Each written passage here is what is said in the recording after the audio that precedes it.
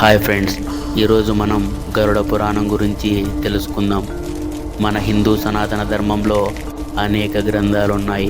అందులో ముఖ్యమైన గ్రంథమే ఈ గరుడ పురాణం. ఈ గరుడ పురాణంలో నువ్వు చనిపోయినప్పుడు నీవు చేసిన పనులను బట్టి ఎలాంటి శిక్షలు అనుభవిస్తావో వివరించబడింది. అంతేకాదు, నువ్వు పుట్టినప్పటి నుండి మరణించే వరకు ఏమేమి జరుగుతాయనేది పూర్తి వివరాలు గరుడ పురాణంలో ఉన్నాయి. నువ్వు మరణించిన తరువాత నీ ఆత్మ ఎక్కడికి వెళుతుంది, ఏమేమి చేస్తుంది అనేది ఈ గరుడ పురాణంలో ఉంటుంది. పురాణాల ప్రకారం గరుడ పురాణాన్ని కుటుంబ సభ్యుల మరణం తర్వాత మాత్రమే చదవాలి. ఇలా చేయడం వల్ల చనిపోయిన వారి ఆత్మకు శాంతి చేకూరుతుందని, వారికి మోక్షం లభిస్తుందని, చనిపోయిన వారి ఆత్మ 13 రోజుల పాటు ఇంట్లోనే ఉంటుందని నమ్ముతారు. అందుకే గరుడ పురాణం చదవాలని అందరూ అనుకుంటారు. గరుడ పురాణం ప్రకారం ఎవరైనా మరణించిన తరువాత వారు కొత్త ప్రయాణాన్ని ప్రారంభిస్తారు. తాము ఎప్పుడైతే చనిపోయి తమ ఆత్మ శరీరాన్ని విడిచిపెట్టి ప్రయాణం ప్రారంభిస్తుందో వారికి 3 రకాల మార్గాలు లభిస్తాయి. చనిపోయిన వారు ఏ మార్గంలో వెళ్ళాలనేది వారు చేసిన కర్మలు తప్ప ఎవ్వరూ నిర్ణయించరు. మొదటిది దేవలోకం, అంటే బ్రహ్మలోకం అని అర్థం. ఇక రెండోది ధూమ్ మార్గం, అంటే ఇది పితృలోకానికి మూల మార్గం అని అర్థం. ఇక మూడోది వినాశ మార్గం, ఇది నరకానికి వినాశన మార్గానికి దారి తీస్తుందని అర్థం. గరుడ పురాణం చదివే ముందు అనేక విషయాలు గుర్తుకు పెట్టుకోవాలి. ఎందుకంటే దీనికి సంబంధించి చాలామంది మధ్యలో అనేక ప్రశ్నలున్నాయి. ఈ గ్రంథాన్ని ఎప్పుడు పడితే అప్పుడు చదవకూడదు, అందుకే దీన్ని ఇంట్లో కూడా ఉంచుకోకూడదు అని అందరూ అనుకుంటారు. మరీ ముఖ్యంగా కుటుంబ సభ్యులు చనిపోయినప్పుడు మాత్రమే ఈ గ్రంథాన్ని చదవాలి. అది కూడా మనసులో ఎలాంటి వాటిని పెట్టుకోకుండా చదవాలి. అంతేకాదు, మీరు గరుడ పురాణం పఠించాలనుకుంటే శుభ్రమైన ప్రదేశాన్ని కూడా ఎంచుకోవాలి. అందుకే సనాతన ధర్మంలో మరణానంతరం గరుడ పురాణం వినాలనే నిబంధన ఉంది. దీనితో పాటు ఒక వ్యక్తి తన మరణానికి ముందు పొందే కొన్ని సంకేతాలు గరుడ పురాణంలో చెప్పబడ్డాయి. గరుడ పురాణం ప్రకారం ఒక వ్యక్తి మరణం సమీపంలో ఉన్నప్పుడు అతను తన జీవితంలో చేసిన అన్ని పనులను గుర్తు చేసుకుంటాడు. అతను పాత విషయాలు మాట్లాడడం మొదలు పెడతాడు. కోరుకోకుండా కానీ ఒక వ్యక్తి తన జీవితంలో చెడు జ్ఞాపకాలను ఆపలేడు. అలాంటి సమయాల్లో ఆ వ్యక్తి తన మంచి చెడు పనుల గురించి తన కుటుంబ సభ్యులకు చెబుతాడు, వారితో మాట్లాడుతాడు. అలాగే ఈ గరుడ పురాణం ప్రకారం మరణం దగ్గరికి వచ్చినప్పుడు ఒక వ్యక్తి రహస్యమైన తలుపును చూడడం ప్రారంభిస్తాడు. అతను ఒక తలుపు చూస్తున్నట్లు తన కుటుంబానికి చెప్పడం ప్రారంభిస్తాడు. అంతేకాకుండా కొంతమంది తమ చుట్టూ మంటలను కూడా చూస్తారు. అలాగే ఒక వ్యక్తి మరణం దగ్గరికి రావడం ప్రారంభించినప్పుడు అతను కొన్ని రోజుల ముందు తన వద్దకు వస్తున్న యమదూతలను చూడడం ప్రారంభిస్తాడు. ఆ వ్యక్తికి ఎప్పుడూ ఏదో ఒక ప్రతికూల శక్తి వస్తుందనే భావన ఉంటుంది. అలాగే మరణం దగ్గరికి వచ్చినప్పుడు ఒక వ్యక్తి చేతిలో ఉన్న గీతలు అకస్మాత్తుగా తేలికగా మారుతాయి. గరుడ పురాణంలో కూడా అలాంటి సమయాల్లో కొందరి చేతిపై ఉన్న రేఖలు కూడా కనిపించకుండా పోతాయని చెప్పబడింది. ఇది కూడా మృత్యువును సమీపిస్తుందన్న సంకేతంగా అర్థం చేసుకోవాలి. అలాగే గరుడ పురాణం ప్రకారం మరణానికి కొన్ని రోజుల ముందు మనిషి తన కలలో తన పూర్వీకులను చూడడం ప్రారంభిస్తాడు. ఒక వ్యక్తి తన కలలో విచారం లేదా ఏడుస్తున్న పూర్వీకులను చూస్తే అతను మరణానికి దగ్గర అవుతున్నాడని అర్థం. ఇప్పుడు చెప్పే ఈ సంకేతం మీకు ఒళ్ళు గగురుపాటుగా అనిపించవచ్చు. మరణానికి కొంతకాలం ముందు నీడ కూడా అతని వైపు నుండి వెళ్ళిపోతుంది. అలాగే ఆ వ్యక్తి అద్దం, నూనె లేదా నీటిలో తన ప్రతిబింబాన్ని చూడలేడు. చూద్దామన్నా కూడా ప్రతిబింబం కనిపించదు. అలాగే మనం చేసిన కర్మలు స్వర్గ నరకానికి వెళ్ళే దారుల గురించి కూడా ప్రస్తావించబడింది. మనం జీవించినప్పుడు చనిపోయిన తర్వాత ఏం జరుగుతుందో స్పష్టంగా వివరించబడింది. అయితే భగవద్గీతలో శ్రీకృష్ణుడు ఓ విషయాన్ని చెప్పాడు. ఆత్మ అనేది ఎప్పటికీ అంతం కాదు. ఒక వ్యక్తి పాత బట్టలు మార్చుకొని కొత్త బట్టలు వేసుకున్న విధంగా ఆత్మ శరీరాన్ని మాత్రమే మారుస్తుంది. 5 మూలకాలతో తయారైన శరీరానికి మాత్రమే మరణం సంభవిస్తుంది. గరుడ పురాణం ప్రకారం చనిపోయిన తర్వాత ఆత్మ కాసేపు భూమి మీదే ఉంటుంది. తన వాళ్ళను చూసి వారితో కాసేపు గడపాలని ఆశిస్తుంది. అయితే తిరిగి ఆ శరీరంలోకైతే ప్రవేశించలేదు. ఈలోపే యమదూతలు వచ్చి ఆత్మను యమలోకానికి తీసుకువెళతారు. అక్కడ వారు చేసిన కర్మలను బట్టి ఫలితాలుంటాయి. యమలోకంలో ఆత్మ చేసిన మంచి చెడు పనులను చూపుతారు. ఆ తరువాత 12 రోజుల పాటు ఆత్మ తన కుటుంబ సభ్యుల మధ్య గడుపుతుంది. ఆ తరువాత మళ్ళీ తిరిగి యమలోకానికి వెళ్ళాలి. అలా వెళ్ళే దారిలో 3 విభిన్నమైన మార్గాలు కనిపిస్తాయి.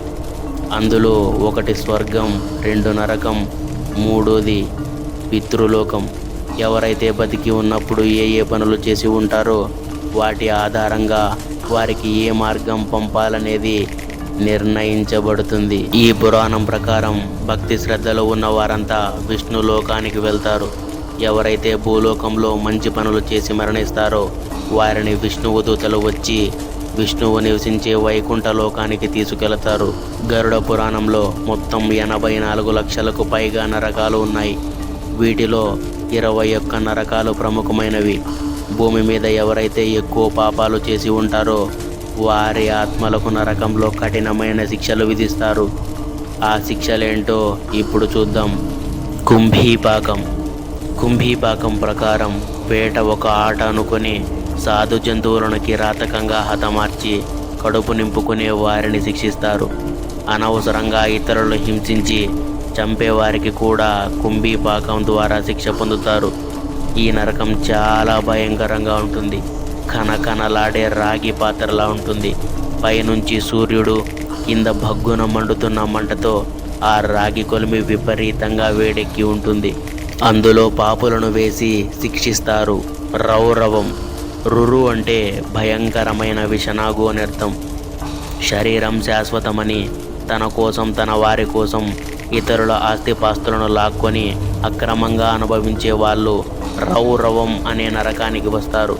వారికి శిక్ష కూడా చాలా కఠినంగా ఉంటుంది. మహారౌరవం. న్యాయమైన వారసత్వాన్ని కాదని ఆస్తిపాస్తులను అక్రమంగా లాక్కొని అనుభవించే వారిని, ఇతరుల భార్యను, ప్రేమికురాలని అక్రమంగా లోబరుచుకొని అనుభవించేవారు ఇక్కడకు వస్తారు. ఇక అంధత మిశ్రం ప్రకారం స్వార్థ చింతనతో ముక్కుమునుగ తినే వారిని అవసరాలు తీరే వరకు భార్యను వాడుకొని ఆ తరువాత వదిలి పారేసే వారిని శిక్షిస్తారు. భార్యాభర్తలను శిక్షించేందుకు యముడు ఈ నరకానికి పంపుతాడు. అసితపత్రవణం. అసితపత్రవణం ప్రకారం విద్యుక్త ధర్మాలను గాలికి వదిలేసి ఇతరుల పనులలో వేలు పెట్టి వాళ్ళను చెడగొట్టే వాళ్ళు ఇక్కడికి వస్తారు. సూఖరముఖం ప్రకారం అధికార దుర్వినియోగానికి పాల్పడి అక్రమాలు, అన్యాయాలలో దిగబడి విధి నిర్వహణలో సక్రమంగా వ్యవహరించని పాలకులు, అధికారులు ఈ నరకానికి వస్తారు. అంధకూపం. అంధకూపం ప్రకారం చిన్న చీమకి కూడా అపకారం తలపెట్టని వాళ్ళని బాధించేవారు, అపకారికైన ఉపకారం చేసే వాళ్ళను బుద్ధిపూర్వకంగా తొక్కిపట్టి బాధించేవాళ్ళు, కాపాడమని ప్రాధేయపడే వారిని అవకాశం ఉండి కూడా కాపాడని వాళ్ళు ఈ నరకానికి వస్తారు. ఇక్కడ తప్తమూర్తి ప్రకారం నరకం ఒక కొలిమిలా ఉంటుంది. ఇక్కడ పెనుమంటలు నాలుకలు చాచి భగభగ మండుతూ ఉంటాయి. బంగారం, విలువైన రత్నాలు, రత్నాభరణాలు కాజేసిన వారిని ఇందులో పడేసి సజీవ దహనం చేస్తారు. క్రిమిభోజనం. క్రిమిభోజనం ప్రకారం క్రిమికీటకాలతో నరకం నిండి ఉంటుంది. ఇంటికి అతిథులుగా వచ్చిన వాళ్ళను ఆదరించకుండా, వాళ్లకు మెతుకు మిదిల్చకుండా మింగే వాళ్ళను, ఎదుటి వాళ్ళను సొంత పనులకు, స్వార్థ ప్రయోజనాలకు వాడుకొని అవసరం తీరాక విసిరి పారేసే వాళ్ళను ఇక్కడికి తీసుకువచ్చి క్రిమికీటకాలకు ఆహారంగా పడేస్తారు. వజ్రకంఠశాలి. జాతి రీతి లేకుండా జంతువులతోనూ శృంగారం నడిపేవారు వజ్రకంఠశాలి ప్రకారం శిక్ష విధిస్తారు. వైతరణి ప్రకారం అధికార సద్వినియోగం చేసి ప్రజలకు సేవ చేయాల్సిన వాళ్ళు వాటిని పూర్తిగా మరిచి అధికార దుర్వినియోగానికి పాల్పడితే ఈ శిక్షకు గురవుతారు. పూయోదకం. వైతరణిలో ఉండే కాలుష్య జలమే ఈ నరకంలో ఒక బావిలో ఉంటుంది. వివాహం చేసుకునే ఉద్దేశం లేకపోయినా మాయమాటలు చెప్పి ఆడపిల్లలను ముగ్గులేకి దింపి అనుభవించే పరపురుషులకు ఈ నరకంలో శిక్ష పడుతుంది. ప్రాణరోధం ప్రకారం కుక్కలు వగైరా జంతువులను వేటకు ఉసిగొల్పి సాధు జంతువుల ప్రాణాలు హరించే వారికి కూడా ఈ పూయోదకంలో శిక్ష ఉంటుంది. సారమే అదానం.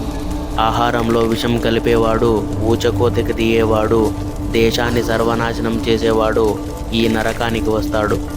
ఇక వీచి ప్రకారం శిక్ష చాలా కఠినంగా ఉంటుంది.